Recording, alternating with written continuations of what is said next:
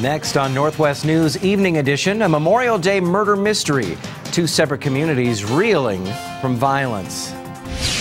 Then a firebug leaves behind a black mark, why the scorched statue is causing so much pain. And powerful words from a fallen Northwest Marine, how he's inspiring troops half a world away. Thanks for joining us this Memorial Day Monday. I'm Stephen Kilbreath, and your news starts now. This is NWCN. Northwest News and weather 24 hours a day. Now, Northwest News Evening Edition. What was already a violent Memorial Day weekend in Washington got worse today with two separate murder scenes. Near Puyallup, a landlord discovered two men dead in a South Hill home, one of them apparently his son. Authorities say inside they found weapons, ammo, and bulletproof vests. One neighbor says more people moved into the home in the past few days. There was two other gentlemen, with him that, I'd never seen before. And he said they're going to be with him a couple of weeks like that. He was making excuses about it like I didn't care, But, they just give you an uneasy feeling to look up. Authorities tell us one victim is in his 20s, the other in his 30s. Meantime, police in Mason County, Washington are searching for someone who shot and killed two people. Officers went to a home in Shelton overnight after reports of shots fired. When they got inside, they found a man and woman dead. As King 5's Drew Mickelson tells us, police say the victims knew their killer. The mother of one of the victims got news she wasn't prepared for. Police are being tight-lipped about why this Shelton neighborhood was turned upside down in the city's first homicide in more than 5 years. Robert, tell police, come out! Hours after discovering two bodies inside a home, Shelton police, working with Mason County deputies and state troopers, raided the home just across the alley from the murder scene. This was a quiet town. Stuff like this is starting to happen. It's crazy. I'm not comfortable. While police had their guns drawn, a number of children came out of the home. No one was hurt. But it took tear gas to get the man and woman police were looking for to come out. Police say the couple, who were not identifying because they have not been charged with the murders, have information about the case. The man called 911. We know that the cops have been at that house numerous times within the past couple of months. I just think it's really sad, and you just never know, who's your next door or in the drugs. I don't know if there were drugs involved. Police say that may be the case, and while they believe the killer knew the victims, that killer is still out there, and that concerns police as well as neighbors. Police are now looking for this man, Charles Longshore. The Mason County coroner has identified the victims as 19-year-old Tyler Drake and 37-year-old Anitra Roxy Tabor. Police think Longshore was trying to collect a debt from the victims. On the run for days, the suspect in a Washington teenager's death now sits behind bars. Oklahoma City police arrested 19-year-old Jared Lane. Renton police say Friday Lane stabbed his ex-girlfriend to death, 17-year-old Jessica Scholl, then set her house on fire. A news crew from an Oklahoma City TV station, K4, spotted Lane walking down the road. As we were driving out there to Logan County, we noticed a gentleman who matched the description of this murder suspect, and that's when we called police. Is that you? Yes, sir, it is. All right, you're under arrest. Yes, sir. Lane is expected to be returned to Washington State to face charges. Heartache for a Northwest family. Their boat sank on the Columbia River, but not everyone made it to safety. As News Channel 8's Tim Gordon tells us, rescuers' hope of finding a teenage boy has faded. A Coast Guard helicopter helps local search and rescue look for a young teenage boy in the Columbia River. It's obviously tragic whenever this sort of thing happens. On a Memorial Day river trip, a boat carrying the boy, his father, and grandfather capsized near Lady Island on the Washington side. And I turned around and looked, and the boat was doing this, went down, and just debris was floating down the river. And we threw out our anchor bag and went after him. Troy Campbell was fishing nearby and saw their boat overturn. He called 911 and rushed to help along with others. And when we got up there, Grandpa was barely floating, and the dad was holding on to the cooler. And he says, "Look for my son, find my son." And then we went down, up and down, looking for his son. Before noon, the search and rescue turned into a recovery. Heartbreaking for the father on shore at Chinook Landing. His loss, Campbell says, needs to serve as a lesson. You need to know your surroundings. You need to know the safety equipment. You got to keep our babies safe. Make them wear the life jacket. That's what I do with my kids. The water may look calm from the surface, but according to rescue divers, the area is a known problem spot. The dive team leader told us he helped look for a victim whose boat sank near Lady Island a few years ago. He says the water is very cold and visibility is low, even on a good day. The divers say they can't really swim because the current is too strong, so they basically end up crawling along the bottom. A Washington family says they're never going to view Memorial Day the same way again. This afternoon, dozens gathered at the Edmonds home of Travis Morgado. The 25-year-old Joint Base Lewis McChord soldier was killed last week during an insurgent attack in Afghanistan. His parents say he was driven to the Army in 2010 by a call to duty. I miss him so much. I wish he wasn't gone. His parents also say Morgado graduated from the University of Washington with a civil engineering degree.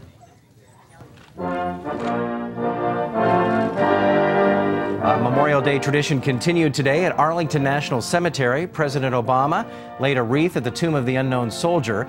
The commander-in-chief also led a memorial service at the Vietnam War Memorial in the nation's capital. Today marked the beginning of a 13-year project to honor Vietnam vets. This year is the 50th anniversary of the start of that war. Coming up, stargazers will be over the moon for this treat. We'll tell you why to fix your eyes to the night skies. And fire strikes a family where it hurts most. Why they say an arsonist damaged more than just a sculpture. But first, here's a look at our tower cam in Seattle. Meteorologist Ed Muir joins us next with your complete Northwest forecast. And we want to share a health alert about radioactive bluefin tuna that have crossed the Pacific Ocean from Japan to the United States. Researchers say the radiation levels in fish turning up along the California coast are 10 times higher than normal. But we want to stress, officials say these fish are still plenty safe to eat. If you're a fan of sushi, you know how prized the Pacific bluefin tuna is. Skywatchers could wrap up the evening with a lunar delight as a half moon passes by a brilliant planet. That orange spot illuminated just left of the moon isn't a star at all. In fact, it's Mars. If weather remains clear, you can catch a glimpse of the fading planet as it moves away from Earth over the next few months.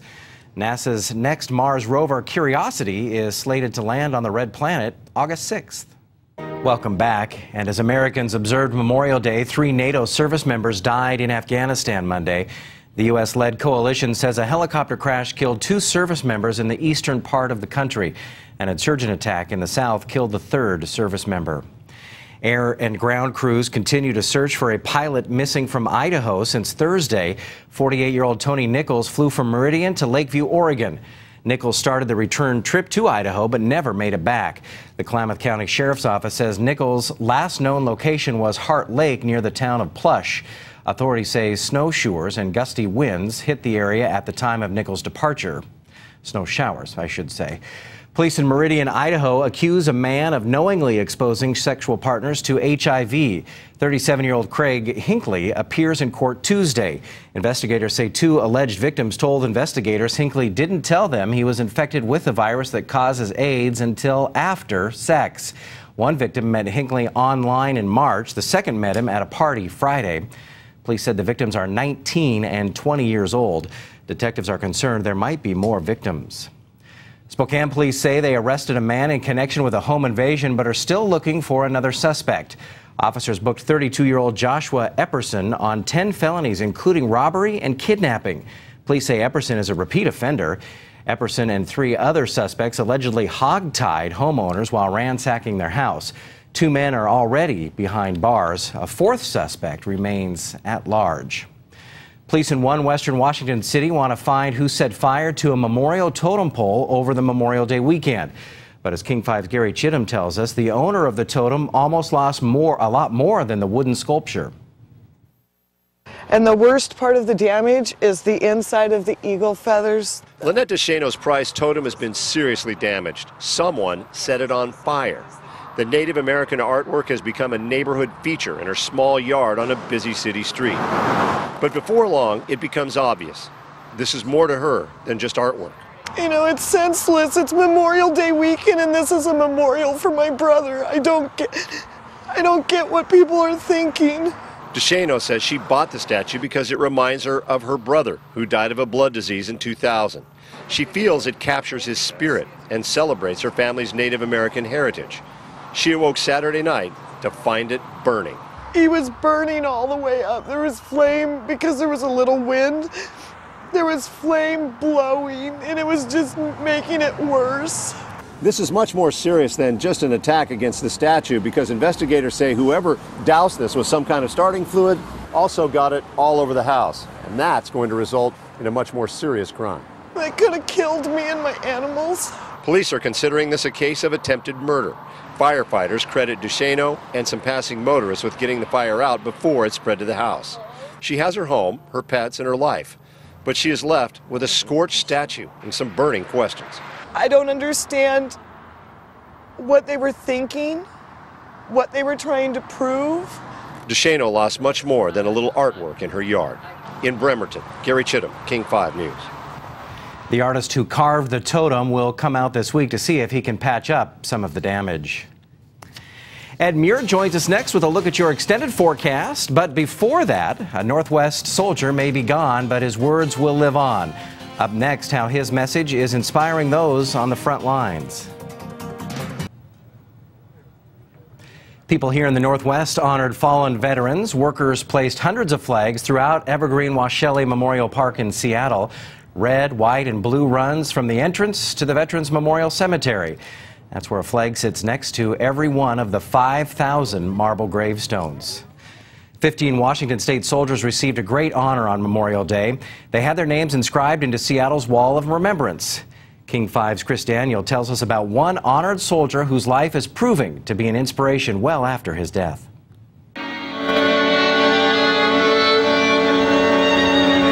At this solemn ceremony stood Bob Stacy, a UW history professor. Guys used to joke that they never saw him without a book.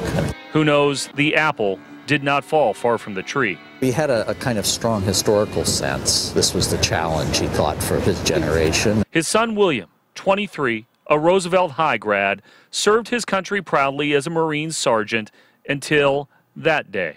January 31st, my wife's birthday, about 7:30 in the morning. 2 Marines showed up, and one always knows what that means. William died on his 4th tour of duty after a homemade bomb exploded while he was on patrol in southern Afghanistan. William C. Stacy. He was remembered fondly on this Memorial Day and for what he left behind, a letter of hope. He wrote it to his family in the event of his death in Afghanistan.